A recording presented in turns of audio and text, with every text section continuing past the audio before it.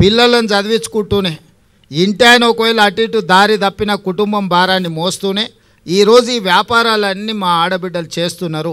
తొందరలోనే మహిళా సంఘాలకు డ్రెస్సులు రానట్టున్నాయి, డిజైన్ కూడా అయిపోయినాయి. సంవత్సరానికి 2 మంచి జతల చీరలు ఏ సంఘం మీటింగ్ పోయినా మీరు ఆత్మగౌరవంతో ఒక మంచి డ్రెస్ కోడ్తో మంచి క్వాలిటీ ఉన్న వాటిని ఇవాళ ప్రతి ఆడబిడ్డకు 2 చీరలు ఇవ్వాలి అని చెప్పి దాదాపుగా నాకు తెలిసి 67 లక్షల మందికి 1,30,00,000 పైగా చీరలు, ఒక్కొక్కరికి 2 జతల చీరలు సంవత్సరానికి ఇవ్వాలని మన ప్రభుత్వం నిర్ణయం తీసుకున్న దాదాపుగా 1000 కోట్ల రూపాయలు మీ చీరల కోసమే ఈరోజు మా ఆడబిడ్డలకు మీ సోదరుడుగా ఈరోజు మీకు చీరలు కానుకగా ఇవ్వాలని సంఘంలో చేరిన సభ్యులకు ప్రతి సంవత్సరం 2 చీరలు ఇవ్వాలని ఇవాళ ప్రభుత్వం తీసుకున్నాం.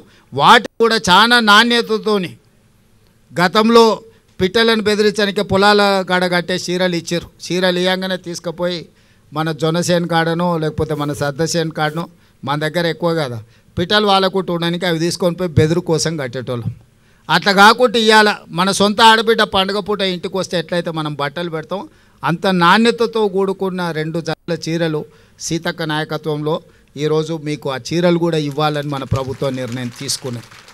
ఇవన్నీ కూడా మీ ఆశీర్వాదం ఉండబట్టి మీరు అండగా నిలబడబట్టే ఇన్ని కార్యక్రమాలను మనం చేసుకుంటున్నాము.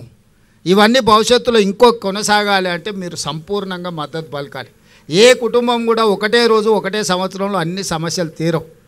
మనం ఇల్లు కట్టాలన్నా ఇంటి ముందర అలుక్కోవాలన్నా పండుగ చేసుకోవాలంటే కూడా ఇల్లు అలకంగానే పండుగ అవుతుందని పెద్దలు అన్నారు కదా, అట్లనే ఒక్కొక్కటి పరిష్కరించుకుంటూ వస్తున్నాం. మళ్ళీ చాలా రోజులకు మళ్ళీ మిమ్మల్ని ఒంటింటికే పరిమితం చేసిన పరిస్థితి నుంచి మళ్ళీ బయటకు వచ్చి మీరు మీ స్వయంగా మళ్ళా పనులు కార్యక్రమాలు తీసుకునే స్టేజ్కి ఈరోజు మనం వచ్చినాం. ఇక్కడ నుంచి ఇంకా వ్యాపారంలో వేగంగా ముందుకు పోవడానికి అవసరమైన ప్రణాళికలు చేస్తాం.